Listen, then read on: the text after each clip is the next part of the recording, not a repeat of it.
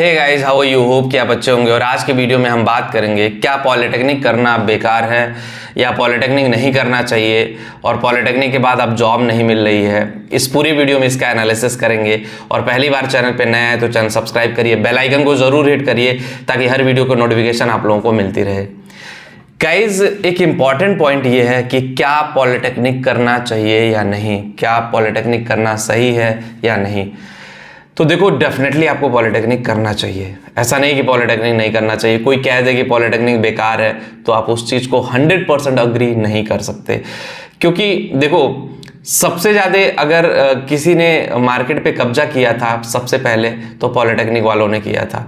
लेकिन हुआ क्या, समय के अकॉर्डिंग बदलाव होता रहा और चीज़ें बदलती रही और अब पॉलिटेक्निक में सीटें बहुत ज़्यादा हो गई, लोग ज़्यादा हो गए।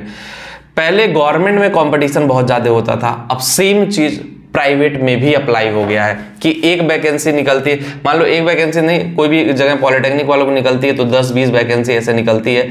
10 पॉलिटेक्निक वालों को ज़रूरत है तो वहाँ 1000 लोग पहुँच जाते हैं इंटरव्यू देने के लिए। वहाँ पे चीज़ें कॉम्प्लिकेटेड हैं, ठीक है, वहाँ पे कंपटीशन है।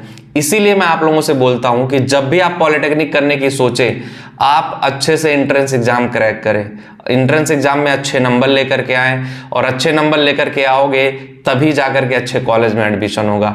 और अगर अच्छे कॉलेज में एडमिशन हो गया तो वहाँ से आपका करियर रॉकेट की तरह जाएगा, वहाँ से आपको कोई दिक्कत नहीं होगा। और अगर अच्छे कॉलेज में एडमिशन नहीं हुआ तो फिर वहाँ पे गाइस आपको दिक्कतों का सामना करना पड़ेगा। अगर आप एक अच्छे कॉलेज में पॉलिटेक्निक नहीं करते हो तो जॉब लेने में दिक्कत होगी। ये भी मैं एक कड़वा सत्य है लेकिन मैं बता रहा हूँ, दिक्कत होगी और उसमें आप प्रॉब्लम झेल जाओगे, ठीक है। क्योंकि मैं इंडस्ट्री में हूँ, पिछले 10 सालों से मैं इंडस्ट्री में हूँ। कंप्यूटर साइंस की दुनिया, उसके बाद फिर अपना कोर इंजीनियरिंग हो गया, सिविल, इलेक्ट्रिकल, मैकेनिकल, ये सारे इंजीनियरिंग ट्रेड वाले टच में हैं। मेरे कई सारे जूनियर हैं, कई सारे सीनियर हैं, कई सारे बैचमेट हैं जो जॉब करते हैं। मैं पॉलिटेक्निक नहीं, मैं बीटेक होल्डर हूँ। तो उससे ये क्लियर होता है कि पॉलिटेक्निक अगर आप सही जगह से नहीं करते हो और सही तरीके से नहीं करते हो तो फिर उसका कोई फायदा नहीं, कोई मायने नहीं है। आप अपना करियर बर्बाद कर रहे हो, आप अपने पेरेंट्स को धोखा दे रहे हो, अपने घर वालों को धोखा दे रहे हो, अपने आप को धोखा दे रहे हो, अपनी ह्यूमन लाइफ करप्ट कर रहे हो, ठीक है। तो सही जगह से पॉलिटेक्निक करना बहुत जरूरी है। पॉलिटेक्निक को आप हल्के में मत लीजिए। वो जमाना खत्म हो गया। हम लोगों के टाइम में जब एक जमाना था कि 20 साल पहले जब चीजें थी कि 3000 वैकेंसी यूपी में होती थी पॉलिटेक्निक की और उसके लिए लोग फाइट करते थे। 3000 इंजीनियर पास आउट होते थे, जॉब रखी रहती, उसमें से बहुत सारे लोग गवर्नमेंट जॉब में चले जाते थे, बहुत सारे लोग प्राइवेट में भी। डिमांड काफी थी, सप्लाई कम था, डिमांड काफी थी। अभी क्या है, सप्लाई तो है लेकिन उतना सप्लाई नहीं है जितना लोग हैं, मतलब कि बहुत ज़्यादा लोग हो गए हैं और सप्लाई कम हो गई, एक तरह से ये कहा जा सकता है।